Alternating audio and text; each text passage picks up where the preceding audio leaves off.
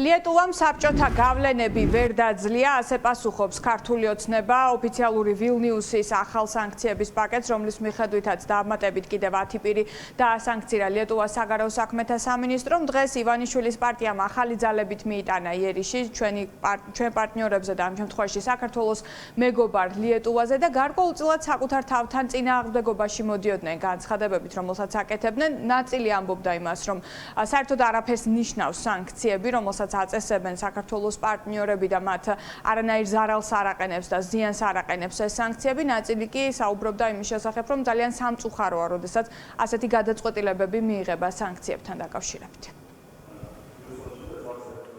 ძალიან საწყენია, მაგრამ რას უნდა ველოდეთ ქვეყანისაგან, რომელსაც მართავს პრაქტიკულად ისეთი პოლიტიკა, რომელიც იკნევიჩუანის გააჩნია ან კუბელიუს გააჩნია. ეს არის ანტიქართული, ქართველთ მოძულე პოლიტიკა, რომელიც ჩამოაყალიბეს ამ ადამიანებმა და მარიონეტებად იყენებენ კოლექტიურ ნაცმოძრაობას. ბალტიისპირეთში დაბრუნდა ბოლშევიზმი თანამედროვე სახით, მაგრამ ძველი სახელებით და გვარებით. სრულიად მიუღებელია, როდესაც ასეთი დაუსაბუთებელი მუხარები და შანტაჟები და მათ შორის ეგრეთ წოდებული სანქციებიც მიემართება სასამართლო სისტემის წარმომადგენლების მიმართ, სამართალდამცავი ორგანოების წარმომადგენლების მიმართ, მაგრამ გასაკვირია სამწუხაროდ არც არაფერი არ არის.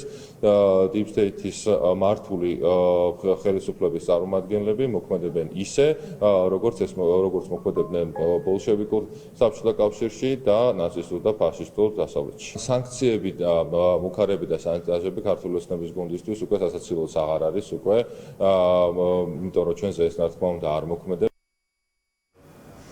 ეს არის Lietuvas რიგით მესამე სანქციების პაკეტი, რომლის მიხედვითაც დამატებით კიდევ 10 პირი დასანქცირდა და ბალტიისპირეთი განსაკუთრებით აქტიურია ქართული ოცნების ანტიდასავლური პოლიტიკის საპასუხო ქმედებებში, თუმცა ოპოზიციას და სამოქალაქო საზოგადოებას აქვს მოლოდინი, რომ ეს სანქციები კიდევ გაგრძელდება და არა მხოლოდ ბალტიისპირეთის ქვეყნების მხრიდან, არამედ სხვა ქვეყნებიც იქნებიან აქტიური ქართული ოცნების წინააღმდეგ და განსაკუთრებით ჩვენ ასეთ ნაბიჯებს გულისხმობს სანქციებს უნდა ველოდოთ შემოდგომაზე.